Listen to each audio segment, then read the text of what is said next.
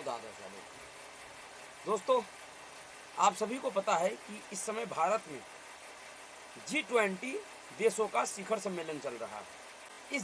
जिस समय भारत में इतनी बड़ी मेगा इवेंट चल रहा है, आज़ादी के बाद पहला ऐसा मौका है भारत के लिए जब भारत अपने दम पर G20 देशों का अध्यक्षता कर रहा है अपने धरती पे, और भारत अपने शक्ति को पूरी दुनिया को दिखा रहा है कि आज का भारत कितना बदला हुआ और कितना मजबूत भारत है। आज भारत को पूरी दुनिया में एक शक्तिशाली राष्ट्र के रूप में देखा जा रहा है।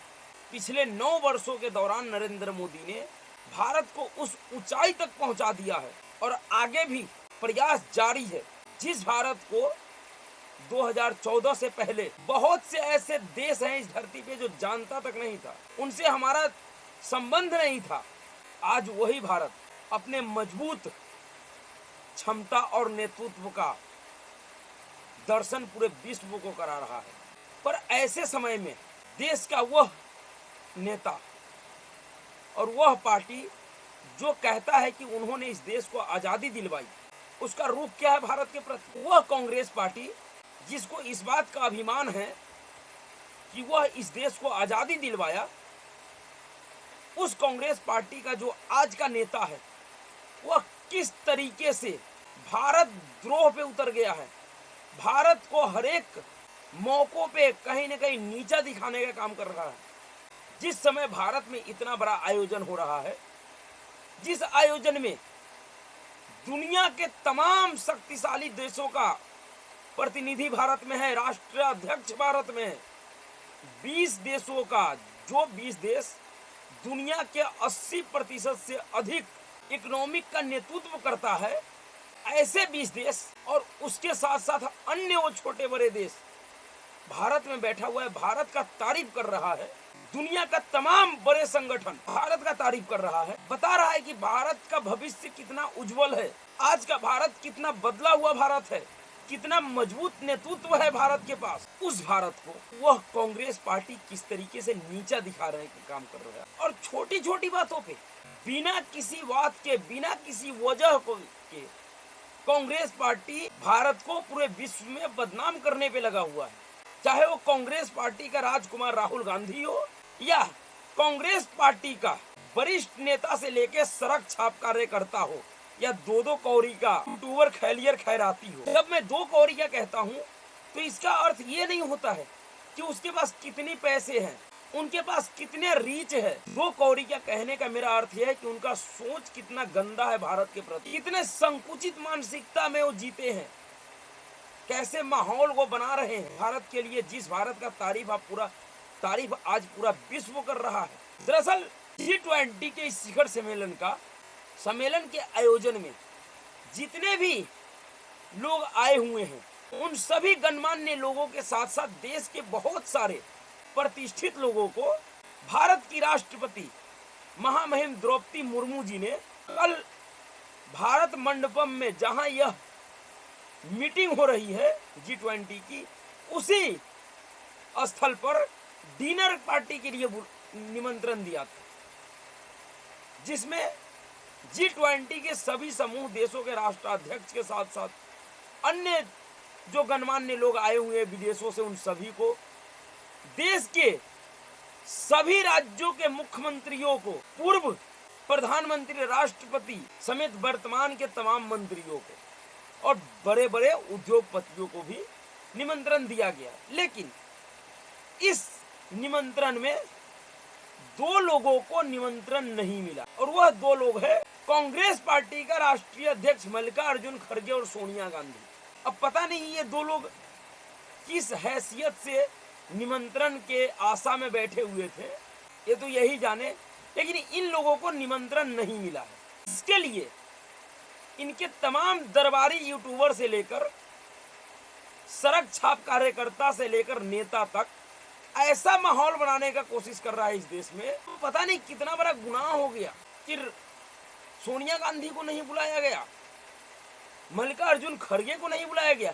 अच्छा, यहाँ एक चीज सोचने वाली है कि जितने भी खैराती और चाटुकार कार्यकर्ता इनके जो परेशान हो रहे हैं कि मल्लिकार्जुन खड़गे को नहीं बुलाया गया। दरअसल इनका असली पीड़ा मल्लिकार्जुन खड़गे नहीं है, इनका असली पीड़ा सोनिया गांधी है। तो सोनिया गांधी क्यों है? क्योंकि ये वही सोनिया गांधी है जो अपने यूपीए के शासनकाल में सुपर प्राइम मिनिस्टर थी। यह एक ऐसी व्यक्ति है जब से इनका पार्टी के ऊपर कब्जा हुआ और जब जब इनकी सरकार बनी है 10 सालों में, तब तब इनके लिए बियॉन्ड संविधान, भारतीय संविधान से परे एक अजीबोगरीब तरह का पद बना दिया जाता था और उस पद का इनको अध्यक्ष बना दिया जाता था और इनके ग्रुप में बहुत सारे भारत विरोधी दलालों को रखा जाता था। ये पूरे देश ने देखा है कि कैसे यूपीए शासनकाल में जितने भी विदेश दौरा मनमोहन सिंह का हुआ, विदेशी मेहमान भारत में आए, शायद ही ऐसा कोई कार्यक्रम होगा जिस कार्यक्रम में सोनिया गांधी उपस्थित नहीं रही होंगी। और सिर्फ उपस्थित ही नहीं रहती थी, साफ साफ उन कार्यक्रमों में दिखाई देता था कि मनमोहन सिंह को साइड लाइन करके मेन लीड में सोनिया गांधी रहती थी। और शायद उसी बात का अफसोस इन कांग्रेसियों को अभी भी है कि इतना बड़ा आयोजन हुआ और सोनिया गांधी को नहीं बुलाया, उनको निमंत्रण नहीं दिया, जबकि सरकार स्पष्ट कर चुका है कि इस आयोजन में किसी भी दल के राष्ट्रीय अध्यक्ष को या राजनीतिक दलों को न्योता नहीं दिया गया है। फिर भी कांग्रेसी परेशान हो रहे हैं, मल्लिकार्जुन खड़गे को नहीं निमंत्रण मिला। अरे मल्लिकार्जुन खड़गे है कौन? एक ऐसे पार्टी का राष्ट्रीय अध्यक्ष है जिनका हैसियत 543 लोकसभा सीटों में से सिर्फ 54 या 52 सीट जीतने की रही है। शायद इनको इसलिए भी नहीं बुलाया, इनके न बुलाए जाने का एक सबसे बड़ा कारण और रहा है कि इन लोगों का जो मोदी विरोध है, मोदी विरोध में जो अंधे हो गए हैं, जिसके बाद ये कब भारत विरोध पे उतर जाते इनको खुद ही पता नहीं लगता। इनके न बुलाए जाने के पीछे का एक सबसे बड़ा कारण मेरे समझ से जो लगता है कि जिस तरह से इन्होंने मोदी विरोध के नाम पे भारत विरोध का जो प्रोपेगेंडा फैलाने का कोशिश किया है। आपको ध्यान होगा कि देश का जब अपना संसद भवन का उद्घाटन था उस समय इन सभी लोगों को बुलाया गया था, लेकिन इनमें से कोई भी व्यक्ति नहीं गया और इन सभी लोगों ने एक तरह से संदेश देने का कोशिश किया कि इस देश में संसद भवन नहीं बनना चाहिए था, अपने संसद भवन का कोई जरूरत नहीं था। इतना बड़ा ऐतिहासिक कार्य हुआ और उस ऐतिहासिक कार्य को इन लोगों ने मोदी विरोध के नाम, पहले तो उसको बनने में इन सभी लोगों ने अपना पूरा जोर लगा दिया, जमीन से लेकर सड़क से लेकर संसद और सुप्रीम कोर्ट तक, कि किसी भी तरीके से यह संसद नहीं बन पाए। और जब बन गया, तैयार हो गया, तो उद्घाटन समारोह का भी इन लोगों ने बायकॉट, जिससे कहीं ना कहीं भारत की बदनामी हुई। वो तो आज मोदी जी का नेतृत्व है, मोदी जी ने विश्व का माहौल ऐसा बना दिया है, वैश्विक पटल पे भारत को इतनी मजबूती से रख दिया है कि इस तरह के सड़क छाप नेताओं के किसी भी उचक्का टाइप व्यवहार से भारत के छवि के ऊपर कोई प्रभाव नहीं पड़ता है। नहीं तो जिस तरीके से कांग्रेस पार्टी और उनके नेता, खास करके राहुल गांधी, मोदी विरोध के नाम पे पिछले 9 सालों से भारत विरोध कर रहा है, अलग अलग देशों में जाकर वैश्विक मंचों से जिस तरह से भारत को नीचा दिखाने का काम कर रहा है, अगर नेतृत्व नरेंद्र मोदी के हाथ में नहीं होता तो वैश्विक स्तर पे भारत का जो छवि होता वो बहुत ही खराब होता। लेकिन इन लोगों का दुर्भाग्य यह है कि इस देश का नेतृत्व नरेंद्र मोदी कर रहा है, जिनके सामने इन सड़क छाप 2-2 कौड़ी के नेताओं का कोई हैसियत नहीं है। दूसरा घटना 15 अगस्त के दिन का है। 15 अगस्त के दिन आप सभी लोगों ने देखा कि लाल किले के प्रांगण में जो मल्लिकार्जुन खड़गे का जो कुर्सी था वो खाली था, सोनिया गांधी का कुर्सी था वो खाली था, राहुल गांधी का कुर्सी था वो खाली था। इन लोगों ने 15 अगस्त के कार्यक्रम का भी बायकॉट किया और ये सभी लोग मोदी विरोध के नाम पे किया।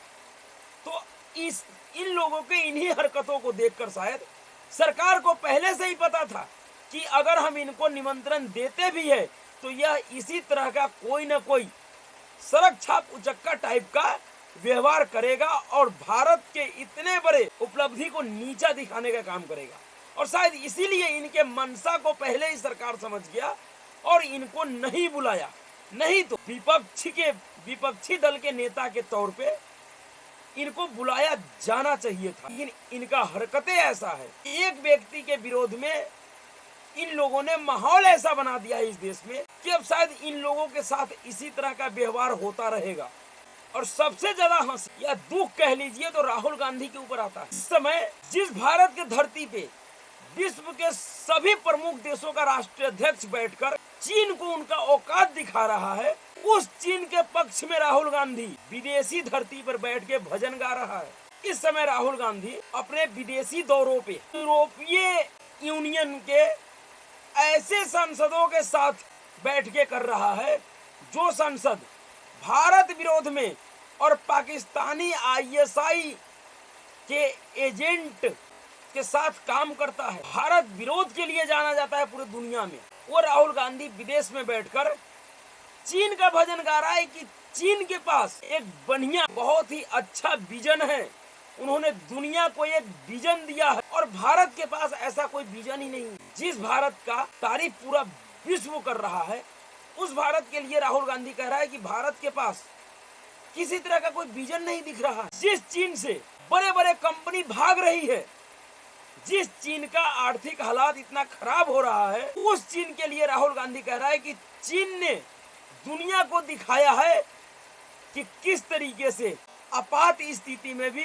प्रोडक्शन किया जा सकता है, जो क्षमता भारत के पास नहीं है। जिस भारत ने पूरी कोरोना के स्थिति में अपना वैक्सीन बनाकर अपने देश के 140 करोड़ जनता के साथ साथ विश्व के कई देशों को, खास करके उन देशों को जिनको इस G20 मीटिंग के दौरान अफ्रीकन यूनियन को G20 का अस्थायी सदस्य बनाया है, इस अफ्रीकन यूनियन को कई देशों को भारत सरकार ने फ्री में वैक्सीन दिया। पपुआ न्यू गिनी का प्रधानमंत्री जब Narendra Modi Papua New Guinea के दौरे पर था, उस समय पपुआ न्यू गिनी के प्रधानमंत्री ने उसी वैक्सीन के लिए प्रधानमंत्री नरेंद्र मोदी का पैर छूकर अभिवादन किया। भारत ने कोरोना काल में भी अपने उस क्षमता को दिखाया है कि किस तरह से पूरी दुनिया का वैक्सीन फेल हो गया। हर एक बड़े बड़े देशों के द्वारा बनाए गए वैक्सीन के ऊपर वैक्सीनों में कोई न कोई कमी निकला है, कहीं न कहीं WHO उनके ऊपर सवालिया निशान खड़ा किया। भारत का वैक्सीन एकमात्र ऐसा वैक्सीन था जिसकी स्वीकार्यता पूरी विश्व ने किया, विश्व ने लोहा माना। ऐसे देश के लिए राहुल गांधी विदेशी धरती से कह रहा है, और वो भी ऐसे समय कह रहा है जिस समय भारत विश्व के सर्वाधिक शक्तिशाली देशों के समूह का अध्यक्षता कर रहा है अपने धरती पे। जिस पार्टी के और जिस पार्टी के नेताओं का इस तरीके का व्यवहार हो, भला उसे किस भरोसे के साथ किसी राष्ट्रीय आयोजन में बुलाया जाएगा। और मुख्यमंत्रियों को जिनको बुलाया गया था उनमें से कई कांग्रेस शासित राज्यों के मुख्यमंत्रियों ने आने से मना कर दिया, और शायद उन्होंने इसके पीछे का अलग अलग कारण बताया, लेकिन सब जानता है कि अगर इनके पास ऐसे इन्होंने जो कारण बताया वो हास्यास्पद है। छत्तीसगढ़ के मुख्यमंत्री भूपेश बघेल ने कहा कि हम इसलिए नहीं जा पाए क्योंकि पूरे दिल्ली को नो फ्लाइंग जोन बना दिया गया। अब इस महान पढ़े लिखे व्यक्ति से यह पूछा जाए कि अगर पूरे दिल्ली को नो फ्लाई जोन बना दिया तो पश्चिम बंगाल की मुख्यमंत्री ममता बनर्जी का पानी के जहाज से गया या पैदल चल के गई है? झारखंड के मुख्यमंत्री हेमंत सोरेन क्या पैदल चल के गए हैं दिल्ली? बिहार के मुख्यमंत्री नीतीश कुमार जो इस पूरे विपक्षी दलों का अगुवा के तौर पे है, वो पैदल चलकर दिल्ली गए हैं? लेकिन नहीं, राजस्थान के मुख्यमंत्री ने भी कह दिया कि हमको तो उड़ान का ही अनुमति नहीं थी। जब उस पे घिर गया, जब वो झूठा साबित हो गया तो कह रहा है मेरे उंगली में फ्रैक्चर हो गया है, भगवान करे उसकी उंगली में हमेशा फ्रैक्चर रहे। दरअसल ये सबके सब नेता सिर्फ इसलिए नहीं आए हैं क्योंकि इनके सोनिया माता को निमंत्रण नहीं मिला। अगर मल्लिकार्जुन खड़गे को निमंत्रण मिल भी जाता और सोनिया गांधी को निमंत्रण नहीं मिलता तो कांग्रेस पार्टी में किसी भी नेता की इतनी हैसियत नहीं है कि जिस समारोह में सोनिया गांधी न जाए उस समारोह में वो चला जाए। दरअसल प्रधानमंत्री नरेंद्र मोदी और भारतीय जनता पार्टी की सरकार ने इस गांधी नेहरू खानदान के उस घमंड को चकनाचूर किया है, जो हमेशा ये सोचता था कि इस देश में अगर कोई प्रथम परिवार है, सबसे उच्च कोटि का कोई परिवार है तो वो गांधी नेहरू परिवार है। इसी सोच को नरेंद्र मोदी और भारतीय जनता पार्टी ने पिछले 9 साल से हर एक मौकों पे तोड़ रही है। चकनाचूर कर रही है। और शायद यही इन तमाम कांग्रेस के पाले हुए लोगों को पच नहीं रहा है, तो वो अलग अलग तरीके का नैरेटिव बना रहा है। पर ये देश के लोग भी समझ रहा है कि इन सब का मंशा क्या है। तो अभी के लिए इतना ही। अगर आपको वीडियो अच्छा लगा तो वीडियो को लाइक कीजिए, शेयर कीजिए और चैनल को सब्सक्राइब जरूर कीजिए। नमस्कार।